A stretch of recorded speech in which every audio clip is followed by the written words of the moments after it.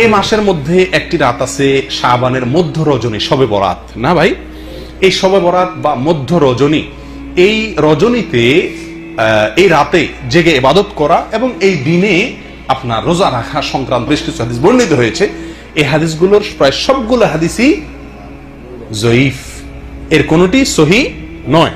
তবে একটি হাদিস আছে যেটিকে আল্লামা আলবানী রাহিমাহুল্লাহ হাসান বলেছেন, অর্থাৎ ভালো, জয়ীফ না। আর সেটা হলো যে নবী সাল্লাল্লাহু আলাইহি ওয়াসাল্লাম বলেছেন, ইন্নাল্লাহা লা ইয়াত্তালিউ ফি লাইলাতিন নিসফি মিন শাবান ফায়াগফিরু লিজামিই খালকিহি ইল্লা লিমুশরিকিন আও মুশাহিন। শাবানের মধ্য শাবান রাতে, যেটাকে আমরা শবে বরাত বলি, আল্লাহ সুবহানাহু ওয়া তাআলা বান্দার দিকে দৃষ্টিপাত করেন, নজর দেন এবং সব মানুষকে সাধারণ ক্ষমা ঘোষণা করেন এই রাতে, দুই শ্রেণীর লোক ছাড়া, মুশরিক আর হিংসুক বা ঝগড়াটে লোক। মানুষের সাথে ঝগড়া ফাসাদ করে, কারোর সাথে সম্পর্ক ভালো থাকে না, অথবা হিংসুটে, এই টাইপের লোক এবং মুশরিক, এই দুই শ্রেণীর লোক ছাড়া আর সব লোককে আল্লাহ তাআলা সাধারণ ক্ষমা ঘোষণা করেন। এই হাদিসটিকে আল্লামা আলবানী রাহিমাহুল্লাহ হাসান বলেছেন। এই হাদিসের আলোকে শবে বরাত উপলক্ষে আমাদের একটি মাত্র কাজ হতে পারে, সেটা হলো আমরা এই রাত উপলক্ষে নিজেদেরকে শিরক থেকে মুক্ত করার চেষ্টা করব। একটা পরিচ্ছন্নতা অভিযান চালাবো যে আমার বিশ্বাসে, কর্মে, কাজে শিরক আছে কিনা, শিরক থেকে নিজেকে পবিত্র করব, তাহলে আমি ওই রাতে ক্ষমার যোগ্যতা অর্জন করব। দ্বিতীয়ত হলো হিংসা আমার ভেতরে আছে কিনা, কারোর প্রতি ঝগড়া ফাসাদ করার মানসিকতা আছে কিনা, প্রবণতা আছে কিনা, তাহলে সেগুলো থেকে তওবা করে নিজেকে পরিচ্ছন্ন করে নেব আল্লাহর সাধারণ ক্ষমা পাওয়ার জন্য। ঠিক আছে ভাই? আর এর বাইরে দিনে রোজা অথবা রাতে রোজা, তো এই মাসের ব্যাপারে গোটা মাসই বেশিরভাগ সময় রোজা রাখার কথা আছে, সেটা ভিন্ন, কিন্তু স্পেসিফিকলি ওই দিন, নির্দিষ্টভাবে ওই দিন রোজা অথবা ওই রাতে ইবাদত করার ব্যাপারে সহিহ কোনো হাদিস বর্ণিত হয় নাই। কথা বুঝে আসছে ভাই? আল্লাহ তাআলা আমাদেরকে আমল করার তৌফিক দান করেন। শেষ যে পয়েন্টটি বলে আলোচনা এই বিষয়ে শেষ করব, সেটা হলো আমরা আমাদের দেশের বেশিরভাগ মানুষ শবে বরাত মানেই জানে মূলত এটা ভাগ্য নির্ধারণকারী রজনী। আমাদের মিডিয়াগুলো সেভাবে সংবাদ প্রচার করে থাকে যে শাবানের মধ্যরাত, শবে বরাত মানে কি, ওই রাতে কি হয়, ভাগ্য ঠিক হয়।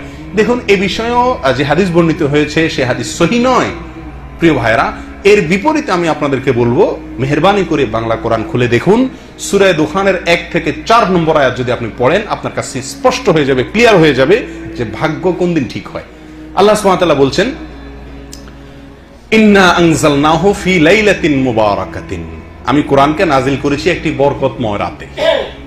কোন সে বরকতময় রাত? আল্লাহ এখানে ইশারায় বলেছেন, ডাইরেক্ট বলেন না কোন রাতে নাজিল করেছেন। আল্লাহ বলেছেন একটি বরকতময় রাতে কোরআন নাজিল করেছি।